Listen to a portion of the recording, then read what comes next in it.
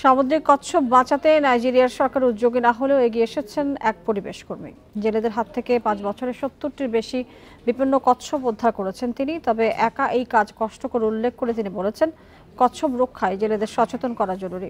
নাইজেরিয়ার লাগোস উপকূলে ডিম আর মাংসের জন্য বহু সামুদ্রিক কচ্ছপ মেরে ফেলা হয়। আবারও জেলেদের জালে ধরা পড়ল সামুদ্রিক কচ্ছপ। আহত হয়, দুর্বল হয়ে পড়েছে শরীর।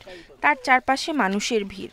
এটি নাইজেরিয়ার সবচেয়ে জনবহুল শহরের সাগরপাড়ের চিত্র। সামুদ্রিক কচ্ছপ ধরা পড়ার এমন ঘটনা লাগোসের উপকূলে নিয়মিতই দেখা যায়। কচ্ছপগুলো যে শুধু মাছ ধরার জালে আটকায় তা নয়, ডিম আর মাংসের জন্য এগুলো ধরে ফেলে জেলেরা।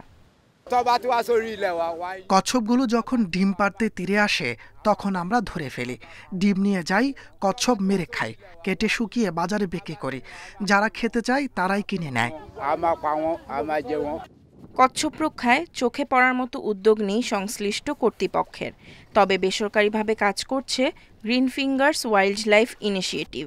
বিশেষ করে এই সংস্থার প্রতিষ্ঠাতা চেনেদো মগবো কচ্ছপ বাঁচাতে নিজেই উদ্যোগ নেন।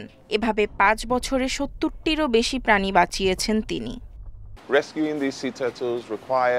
এই কচ্ছপগুলো বাঁচাতে হলে জেলেদের সাথে কাজ করতে হবে। তাদের যেন কোনো ক্ষতি না হয় সেটাও দেখতে হবে, নইলে তারা সহযোগিতা করবে না। নাইজেরিয়ার অলিভ রিডলি, হক্সবিল, লেদার ব্যাগ সহ অন্তত 5 ধরনের বিপন্ন কচ্ছপ মেলে।